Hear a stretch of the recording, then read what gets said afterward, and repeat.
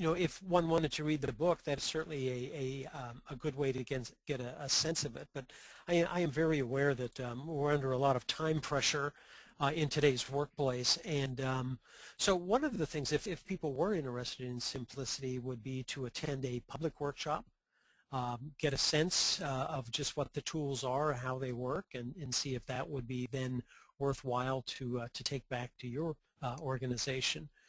The other thing is they could talk more to you, and they can reach you at the email address that's on the screen right now, or feel free to call you on the toll-free line. Well, thank you, Chip. If there's anything I could help after that call, I'd be happy to speak with them as well. Absolutely. I know in working with clients, sometimes they have a very specific area of the organization where they're looking to simplify and reduce complexity. Other times they're not really sure. They know that they have become more and more complex over time, and they're not really sure where they should get started, but they want to learn some tools and start applying them, and sometimes need some advice on how to get started. So certainly, anybody on the call, any questions you have, it looks like maybe we do have a question, if you want to hold on just a second.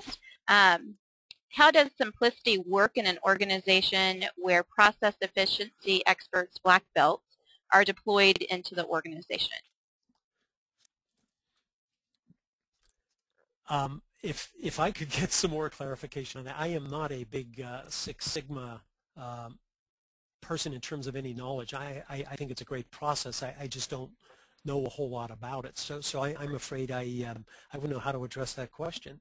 All right. Well, I'll come from out behind the curtain. This is Steve Maley. I'm the one that asked that question. Oh, hey, Steve. Hey.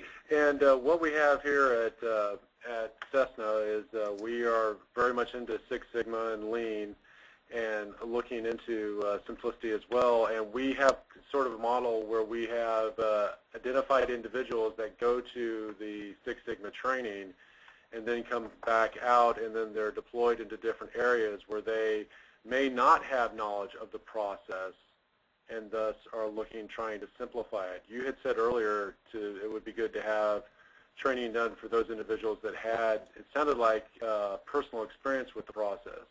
What if you don't have that situation? What do you do then? Well, as in Lean, when you start doing flow charting and starting to have a sense of just how the whole process works and unfolds, if the person who is the black belt can go in and extract from that department a clear understanding of just what is the process, I think that person then could lead that group. If that person understands the simplicity tools, they could start working with that group to say, what if we did this, and then just used one of the tools on one of the areas of the flow diagram. Does that make sense? Yeah, it does. I don't think everybody has to go through simplicity, I guess is the point that I'd like to make, and I'm apologize if that's the sense that I gave, because that is not necessary. Okay, yeah, no need to apologize. Just looking for clarification. I appreciate that. Sure. Thank you. Yeah, Steve, I think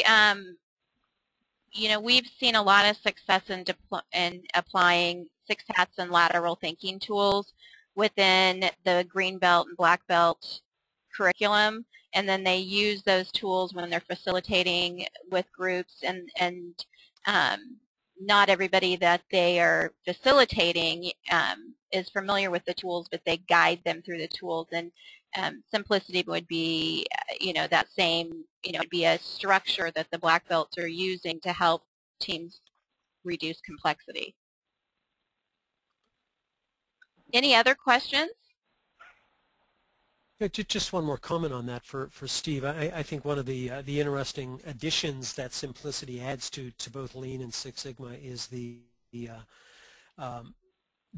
nature of some of the radical changes that can be made with it.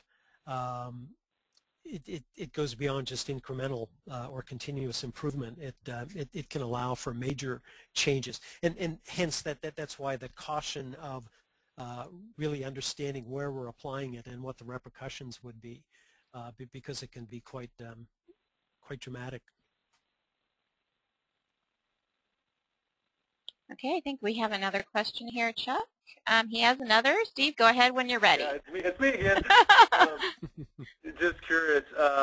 I am not that familiar with simplicity. That's why I'm on the line. Nor am I that familiar with the teachings of de Bono. How does this idea of simplicity and lateral thinking compare with what I've heard of before as referred to as TRIZ, the Russian Sure. by Gingrich? Would you? I know that's getting a little outside the topic, maybe. So if you don't want to address it, that's fine. No, that's fine. TRIZ is a little more engineering based.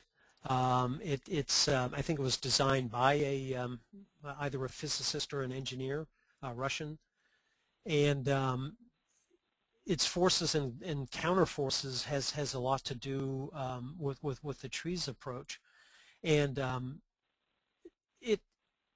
I guess for every solution that one provides, that there's a problem that's created, and TRIZ tries to deal with that almost from the outset, which is it's just a very clever approach, I think, and it's it can be used to enhance the ideas that are generated either for simplicity or for just pure creativity, as in lateral thinking. And there was a professor at Ames in Iowa who is an expert in lateral thinking and TRIZ, and he uses them both together when he works with his students. Yeah. Interesting. Thank you very much. Sure. Yeah, I would say you'll find there's a lot of people that use both TRIZ and de Bono tools. What I hear most often is de Bono tools are a little less complex in applying, and on a day-to-day basis are easy to use. But there are times when you need to use something like TRIZ or some other tools.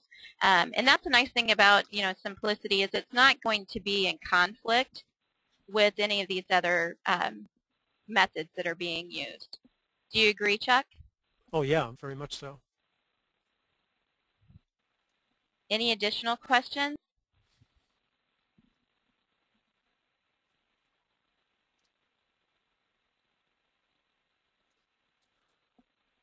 Just a point for Steve. There was a book called How to Invent Almost Anything by David Straker and Graham Rawlinson, and they have a very nice layman's explanation of TRIZ within that book. Great, thanks. You're welcome. Well, we are ending a little early today. Didn't have quite as many questions as we had anticipated, so we'll go ahead and end the call. And certainly if any questions arise as you're thinking about the interview with Chuck today, feel free to contact us and ask away, and we look forward to hearing from you. Thanks, everybody. I appreciate you coming.